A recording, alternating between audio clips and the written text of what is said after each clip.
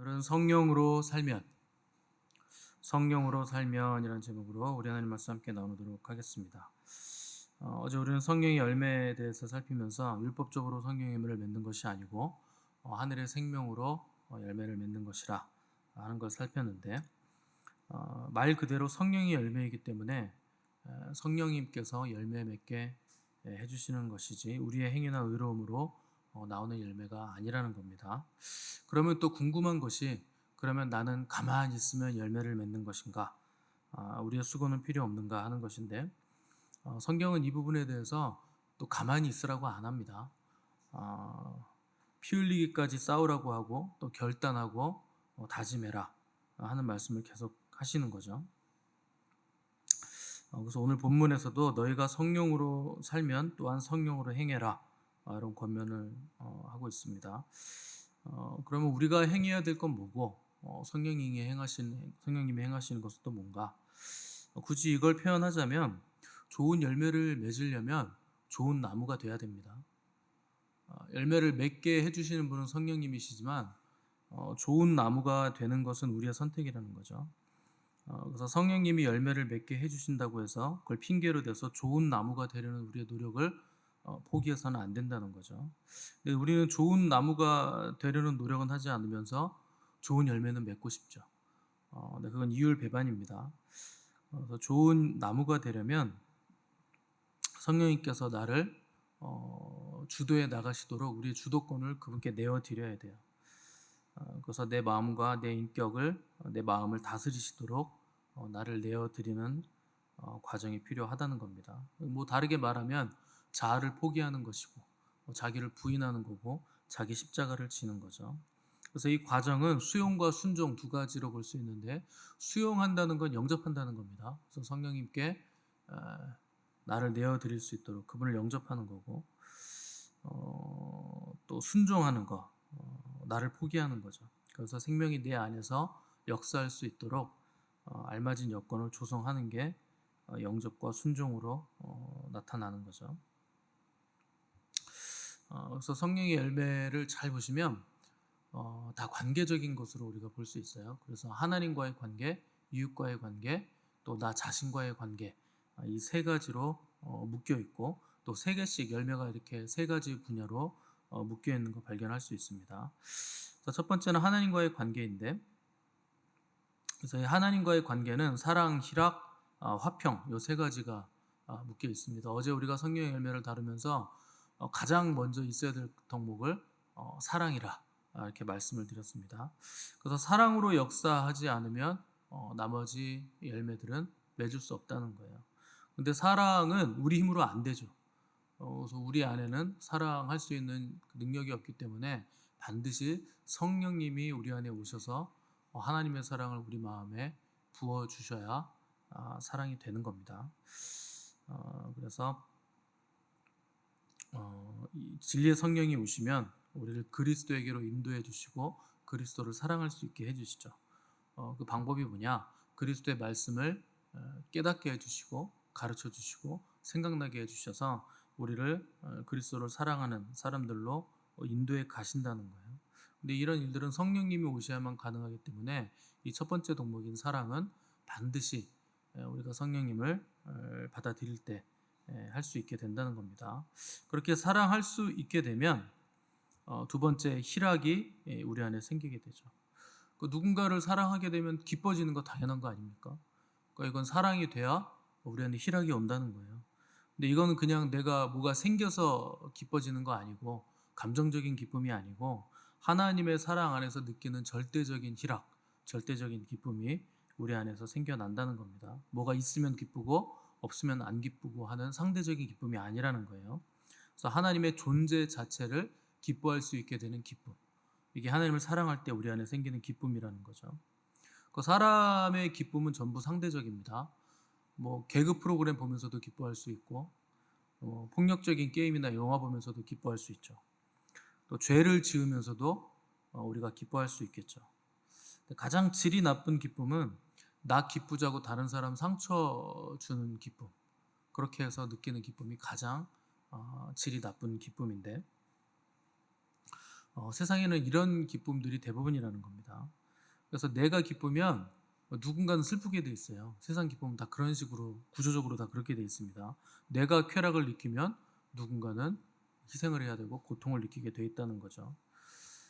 근데 성령님이 주시는 기쁨은 이건 사랑 때문에 오는 기쁨이기 때문에 다른 사람 희생하는 게 아니고 내가 희생되면서 느끼는 기쁨이기 때문에 누군가에게 상처 줄 일이 없다는 겁니다. 그래서 이렇게 하나님을 사랑하고 그 사랑 때문에 기뻐할 때 우리 안에 생기는 또 하나의 열매가 화평이에요. 평화라는 거죠. 이건 뭐 전쟁이 없거나 환경이 좋아서 누리는 그런 평화가 아니라 전쟁의 한 가운데서도 누릴 수 있는 절대적인 평화, 절대적인 화평이죠. 그래서 다윗이 고백하기를 주께서 내 원수의 목전에서 상을 베푸시니 내 잔이 넘치나이다. 이렇게 고백을 했잖아요. 그 원수가 눈앞에 있고 전쟁의 한복판에 있지만 주님께서 나에게 잔치를 베풀어 주시기 때문에 내 안에 넘쳐나는 기쁨이 있다 하는 고백이 다윗에게 있었다는 거죠. 그래서 하나님이 원하시는 존재, 하나님이 창조하신 그 창조의 원래대로의 존재로 존재하기 때문에 그렇게 존재할 때 느끼는 평화, 그 기쁨이 우리 안에 있게 된다는 겁니다. 그래서 가끔 뭐 건강할 때 느끼지 못했던 평화를 병들고 나서야 느끼게 됐습니다. 이렇게 고백하시는 분들이 계세요. 그러니까 건강이 있어서 평화를 느끼는 게 아니고 화평한 게 아니고 뭐가 많아서 화평을 느끼는 게 아니고 하나님과의 올바른 관계 안에 있을 때 하늘로부터 오는 신비로운 화평을 누릴 수 있게 됐다 하는 고백을 한다는 거죠. 그래서 다른 것이 우리에게 화평을 주는 게 아니라 하나님과의 바른 관계 그 안에 있을 때 우리에게 진정한 화평의 열매가 맺어진다는 겁니다.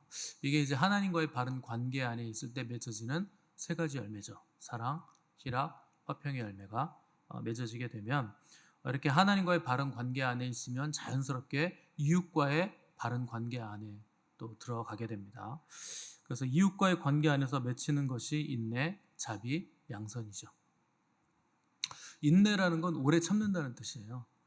그래서 하나님과의 관계가 좋아지면 참아야 될 일이 사라지는 것이 아니고 오히려 오래 참는 능력이 생겨나서 모든 상황 속에서도 참을 수 있게 된다 하는 것이죠.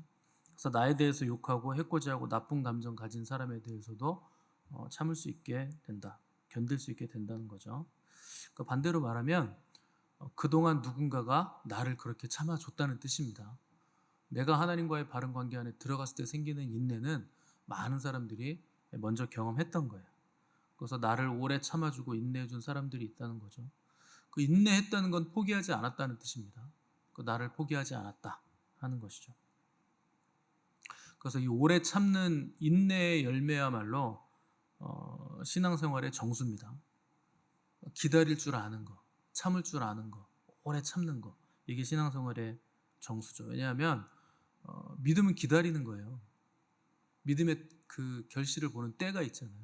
그 기다릴 줄 안다는 건 하나님의 때를 안다는 겁니다. 인정한다는 거예요.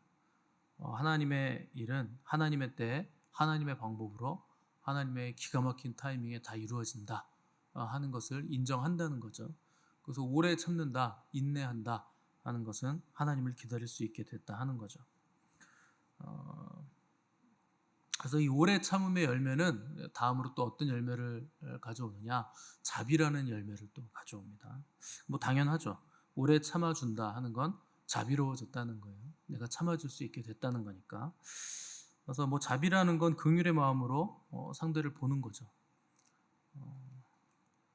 뭐 다르게 말하자면 뭐 따뜻함 정도로 표현할 수 있을 겁니다. 그러니까 대개 이게 이렇게 나이가 좀 돼야 얻을 수 있는 열매가 자비예요. 그 20, 30대까지는 자비로움을 보기가 굉장히 힘듭니다. 내 아들은 10대인데 참 자비로워. 이상한 거예요. 자비라는 열매는 그렇게 어린 나이에 얻을 수 있는 게 아닙니다. 원래 그 어린 나이에는 날카롭게 비판합니다. 이거 이렇게 해서 되나? 저런 식으로 형식적으로 해서 될까? 그래서 날이 서 있죠. 어릴수록 더 날이 서 있는 겁니다. 그래서 비판적이고 옳은 말로 가차없이 상대를 베고 자르죠. 이게 어렸을 때 나타나는 현상이죠. 그러니까 오름은 있는데 실력은 없는 거예요. 실력이 있는 사람만 자비로울 수 있습니다. 그래서 참아줄 수 있고 기다려줄 수 있는 거죠. 그래서 4, 50대쯤 돼야 그때 돼야 이 자비가 조금씩 열매로 나타나게 되는데 왜 그러냐? 나의 허물, 나의 깨어진 조각들을 내가 알기 때문에 그런 거예요. 그래서 나도 부족한 존재인 걸 인정하고 알기 때문에 다른 부족한 사람들을 이해할 수 있게 됐다 하는 거죠. 그래서 자비라는 건 마음 상태를 말하는 겁니다. 그래서 긍휼의 마음으로 볼 수 있게 됐다는 거죠. 그런데 그 자비를 실제적으로 행동으로 옮기는 걸 양선이라고 그러는 거예요. 그러니까 양선이라는 건 선한 행실입니다. 그러니까 자비는 마음의 상태이고 그 다음에 나오는 양선은 그 마음의 상태에 있는 것을 그대로 행동으로 드러내는 거죠. 그래서 마음으로 품기만 하는 것이 아니라 실제 행동으로 옮기는 것이기 때문에 양선이라는 건 자비에 비해서 훨씬 더 능동적이고 적극적인 거죠. 기다리는 선이 아니라 품고만 있는 선이 아니라 찾아가는 선이고 행동하는 선이 바로 양선입니다. 그래서 하나님과의 바른 관계 안에 들어가면 이처럼 이웃과의 바른 관계 안에 세 가지 열매들 인내, 자비, 양선이 생기게 된다는 거예요. 자, 이렇게 하나님과의 바른 관계, 이웃과의 바른 관계가 정립이 되면 마지막으로 자신과의 또 바른 관계 안으로 또 들어가게 됩니다. 그때 생기는 열매들이 뭐냐? 충성과 온유와 절제가 생기게 된다는 거예요. 이 세 가지 열매는 다 자신에게 해당하는 열매들이죠. 충성이라는 건 헬라어로 이게 피스티스인데, 그 페이스잖아요, 피스티스. 그러니까 믿음이라고도 합니다. 근데 믿음을 충성이라는 단어하고 같이 쓰는 거예요. 그래서 믿음은 충성스럽다라는 뜻이 된다는 거죠. 그래서 성령이 충만하면 충성스러운 사람이 된다는 뜻이고 충성된 믿음을 가졌다 이렇게 인정을 하게 된다는 겁니다. 재능이 많은 사람은 많습니다. 뛰어난 사람은 많아요. 근데 충성스러운 사람은 찾기 힘들어요. 그래서 충성이라는 건 자기 자리를 지킨다는 거예요. 그리고 한결같다는 뜻이고 한 길을 간다는 뜻입니다. 그게 충성이에요. 근데 하나님은 재능 있는 사람 찾으시는 것이 아니고 충성된 사람 찾으십니다. 그 사람이 충성된가 아닌가를 보는 건 그 사람의 삶의 루틴을 보면 알 수 있죠. 새벽에 5시쯤 교회를 오면 목사님은 있다. 그게 충성이에요. 제 충성을 자랑하는 게 아니고 그러니까 항상 한결같다 하는 것이죠. 그 새벽 예배에 제가 나와 보면 항상 나오는 사람은 항상 거기에 있다. 안 나오면 어디 휴가를 갔든지 여행을 갔든지 무슨 일이 생긴 거다. 이렇게 생각을 하게 되면 그 사람은 충성스러운 사람인 겁니다. 늘 한결같이 자기 자리를 지킨다 하는 것이죠. 근데 어떤 때는 있고 대부분은 없다. 그건 충성이 아닌 거예요. 그건 들쭉날쭉한 거죠. 한결같지 않은 거죠. 그래서 하나님은 누구를 찾느냐? 실력 있는 사람, 재능 있는 사람, 그런 사람 찾으시는 게 아니고 뛰어난 사람 찾는 게 아니고 충성된 사람, 한결같은 사람, 그런 사람들을 통해서 하나님의 일을 이루어 가신다는 겁니다. 그래서 다니엘 같은 사람 한 사람이요 세상을 뒤집어 놓잖아요. 한 사람이 뒤집는 거예요. 세상은 많은 사람이 뒤집는 게 아니고 많은 사람은 군중이기 때문에 군중 심리라는 게 뭡니까? 아무 생각이 없다는 뜻이에요. 그냥 많은 사람이 가는 대로 따라 움직인다. 근데 충성된 사람, 그 사람은 하나님 앞에 있는 사람이에요. 그래서 많은 사람이 가는 길로 가지 않고 하나님이 명하시는 길로 간다. 그래서 다니엘은 이스라엘 민족을 뒤집어 놓고 바벨론을 뒤집고 또 메대 제국, 또 페르시아 제국을 다 뒤집어 놨다는 겁니다. 그 다니엘 한 사람 때문에, 충성된 사람 한 사람 때문에 세 개의 나라, 세 개의 제국을 다 뒤집어 놨다는 거죠. 근데 충성스러운 사람은 굉장히 강인함이 있는 사람입니다. 한결같으니까. 그런데 그 강인함을 함부로 쓰지 않는 거죠. 왜냐하면 나보다 크신 하나님이 계시니까. 하나님 뜻에 앞서가지 않는 거죠. 그걸 우리가 뭐라고 부르냐면 온유하다라고 부르는 겁니다.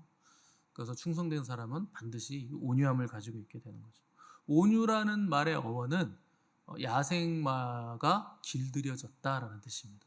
그러니까 길들여진 야생마, 이게 온유함이라는 말의 뜻이죠. 그러니까 야생마가 길들여졌다고 해서 원래 야생마가 가지고 있던 그 힘과 그 야생마 특유의 그 질알맞음이 사라지는 거 아닙니다. 안에 있는 거예요. 여전히 가지고 있는 거예요. 그런데 실력 발휘를 할 수 있는데, 얼마든지 지랄 맞을 수 있는데, 지랄은 표준어입니다. 제가 지랄이라는 단어를 썼다고 목사님 저런 단어 쓰셔도 되나 하시는 분들 계신데, 이거는 표준어예요. 서울말이에요. 그래서 그 지랄이 내 안에 있지만 내가 하나님 앞에 있기 때문에 지랄을 쓰지 않는다. 그게 온유함이에요. 여러분, 제가 이렇게 온유해 보이지 않겠지만 이렇게 가끔 온유해 보일 때가 있잖아요. 근데요, 이 안에요 지랄이 있는 거예요. 쓸 수 있어요. 근데 가끔만 쓰는 거죠. 그걸 이제 온유하다 하는 거죠. 길들여졌다 하는 겁니다. 실력을 발휘할 수 있어요. 힘을 쓸 수 있고 얼마든지 튀어나갈 수 있죠. 근데 안 하는 거예요. 내 힘을 쓰지 않는 거예요.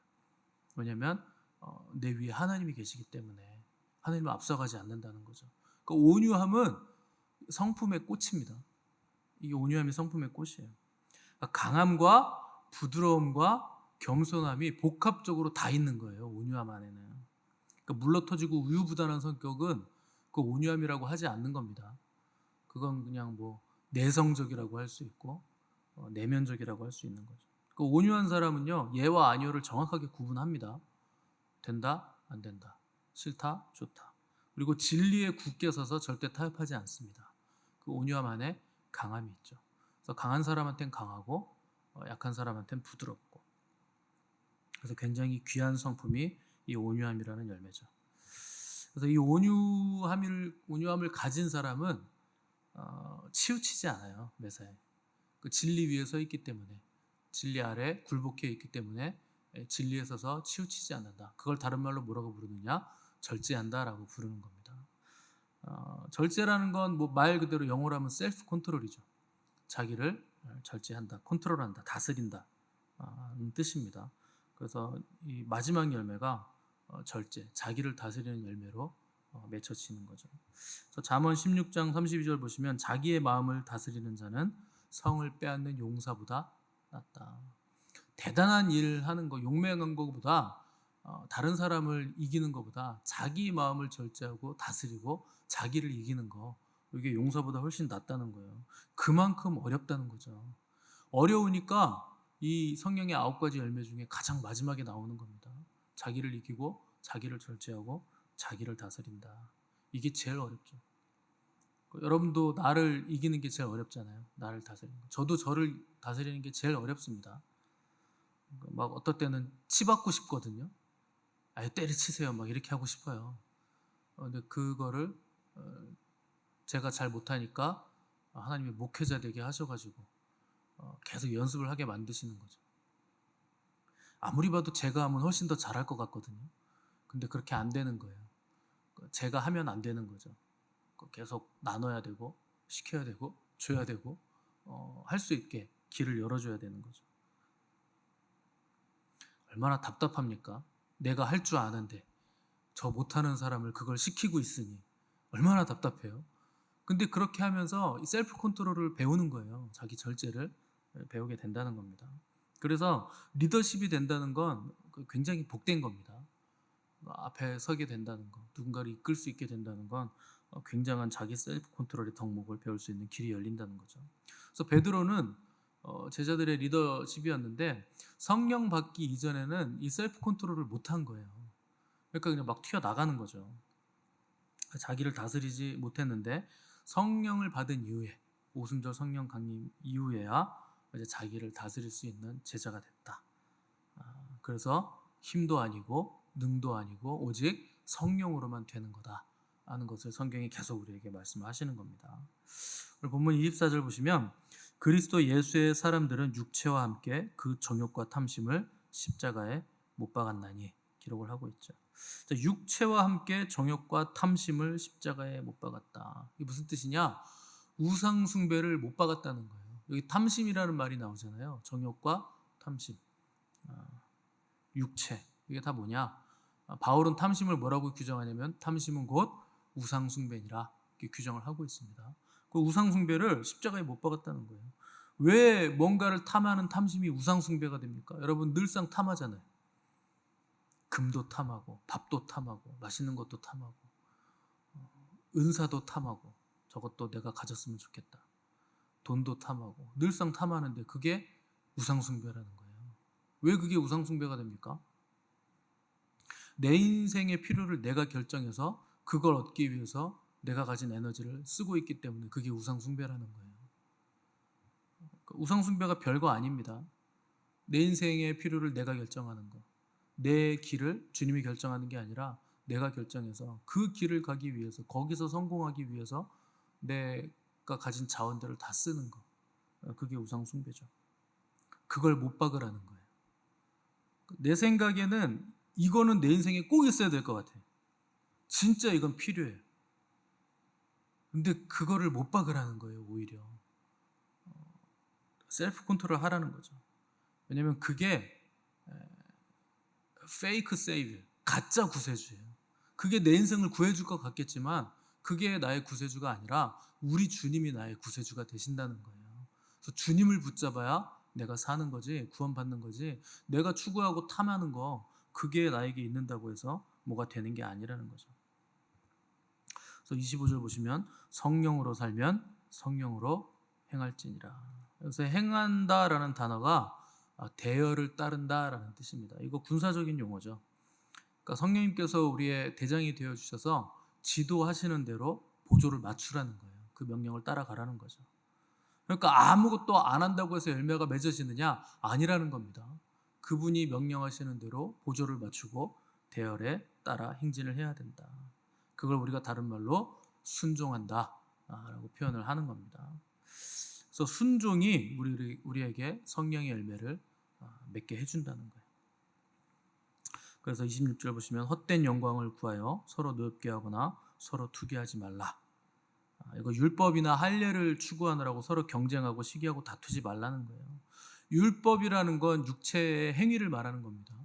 육체의 행위는 필연적으로 뭘 수반하느냐? 자랑을 수반하고 이 자랑은 결국 다툼과 경쟁을 유발할 수밖에 없다는 거예요. 내가 뭘 해가지고 의롭게 되려는 모든 시도들은 다툼과 경쟁이 있을 수밖에 없고 자랑이 될 수밖에 없다는 거죠. 그러나 오직 성령의 인도에 보조를 맞춰 걷는 사람만 헛된 영광이 아니라 하늘의 영광을 그 풍성함을 누릴 수 있게 된다는 거예요. 그래서 하늘의 영광이라는 건 우리가 이 땅에서 순종하는 만큼 그리고 그 순종에서 움직이는 만큼만 주어지게 되어 있습니다. 그래서 심은 대로 거두고 행한 대로 보응받는다. 행한 대로 상을 받는다 하는 것이 하나님께서 세우신 원리죠. 그런데 하나님의 이 상, 하나님의 거두게 하심은 최소가 30배입니다. 여기 하나님의 자비하심이요. 30배, 60배, 100배죠. 여러분 이 땅에서는 2배 장사도 힘들어요. 여러분 뭐 해가지고 열심히 땀 흘리고 노력해서 2배 받으면 야 저거 사기꾼이다 이런 소리 듣습니다. 그렇지 않아요? 2배 남겨먹고 여러분들이 1,000원에 가져서 2,000원에 팔면 야 저거 완전 저거 도둑이네 이런 소리 듣습니다. 근데 하나님은 최소 30배 주신다는 거예요. 그러니 여러분 어디에 여러분이 투자를 하셔야겠습니까?